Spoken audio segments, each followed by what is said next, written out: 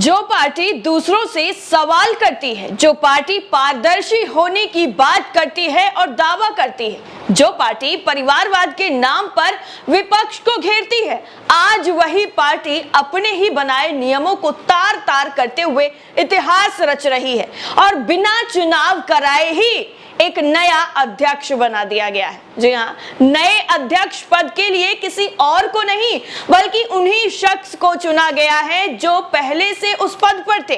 अब दूसरी पार्टियों में चुनाव को लेकर कितना ज्यादा इंटरफेयर किया जाता है सत्ताधारी पार्टी की तरफ से, वो आप सबके सामने है कि कांग्रेस में चुनाव नहीं होते, कांग्रेस में गांधीवादी चलती है, कांग्रेस में परिवारवाद चलता है।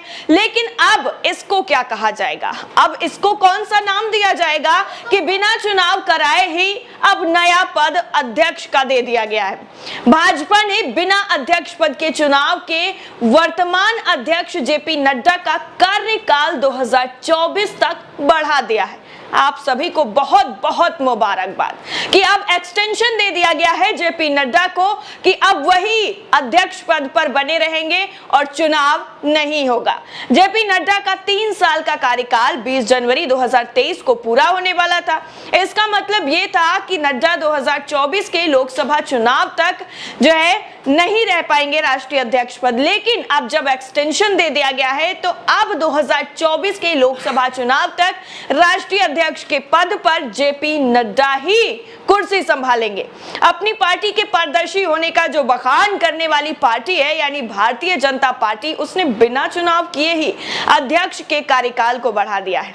भाजपा दावा करती है कि पार्टी में अध्यक्ष पद का चुनाव पार्टी के नेताओं और कार्यकर्ताओं की सर्वसम्मति से होता है। इस बार ये नहीं हुआ है, तो इस पर आप क्या कहेंगे?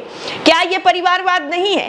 क्या इसमें सारे नियमों को तार तार करते हुए ताक पर नहीं रखा गया है कि बिना चुनाव कराए ही अध्यक्ष को घोषित कर दिया गया? क्या सिर्फ और सिर्फ अपनी मर्जी बाकी कार्यकर्ताओं नेताओं पर थोपी जा रही है? ऐसा है क्या?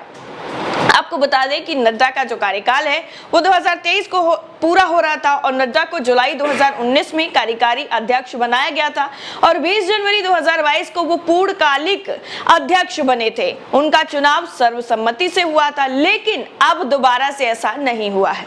इससे पहले आपको बता दें कि केंद्रीय गृह मंत्री अमित शाह को भी साल 2019 में लोकसभा चुनाव के दौरान पार्टी ने एक्सटेंशन दिया था। यानी अगर परिवारवाद का हम एग्जाम्पल देखेंगे तो वो सबसे ज्यादा उसी पार्टी में मिलेगा जो पार्टी दूसरों को आईना दिखाती है, दूसरों पर सवाल करती है, दूसरों पर उंगलियां उठाती है। लेकिन अगर आप जाएंगे, चाहे वो राजनाथ हो, अमित शाह हो या फिर जेपी नड्डा हो, सभी के सभी नामों में आपको ऐसे ही उदाहरण नजर आ जाएंगे।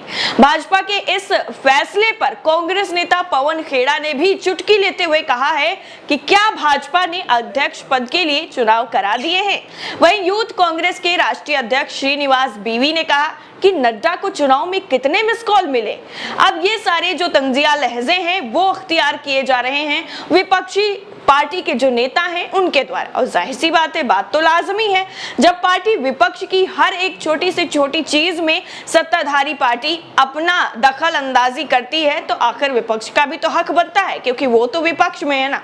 सवाल तो कर सकते हैं, लेकिन बीजेपी के संविधान के मुताबिक अगर हम बात करें तो पार्टी में कोई भी नेता 3 साल तक लगातार 2 बार अध्यक्ष पद पर बने जो है रह सकता है। मतलब 3 साल तक, 3 साल यानी 6 साल तक ही बने रह सकता है, लेकिन उसके बाद जो है वो चुनाव कराने होंगे।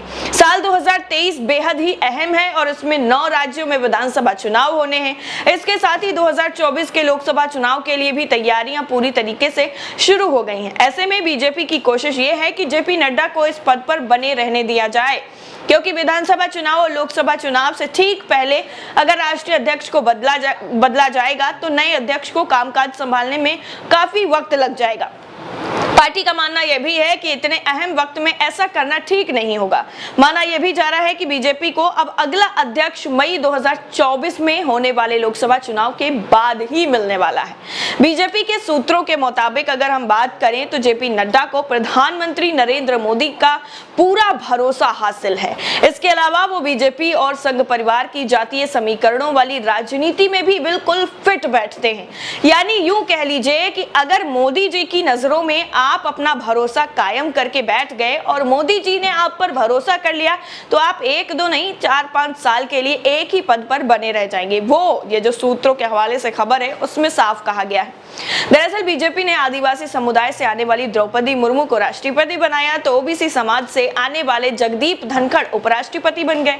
प्रधानमंत्री नरेंद्र मोदी भी ओबीसी समुदाय से ही आते हैं, जबकि जेपी नड्डा जो हैं वो ब्राह्मण समुदाय से आते हैं। ऐसे में वो जातीय समीकरण पार्टी और संघ परिवार के लिए मुफीद बैठता है। दरअसल बीजेपी और संघ परिवार इस बात को बखूबी जानते हैं कि बिहार में नीतीश कुमार के एनडीए का साथ छोड़ने और बीजेपी के साथ जाने के बाद विपक्षी दलों ने एक मंच पर आने की जो तैयारियां शुरू कर दी हैं वो अब अलग हैं। यानी जो महागठबंधन की सरकार है वो खतरे की घंटी बीजेपी के लिए जरूर बन गई है।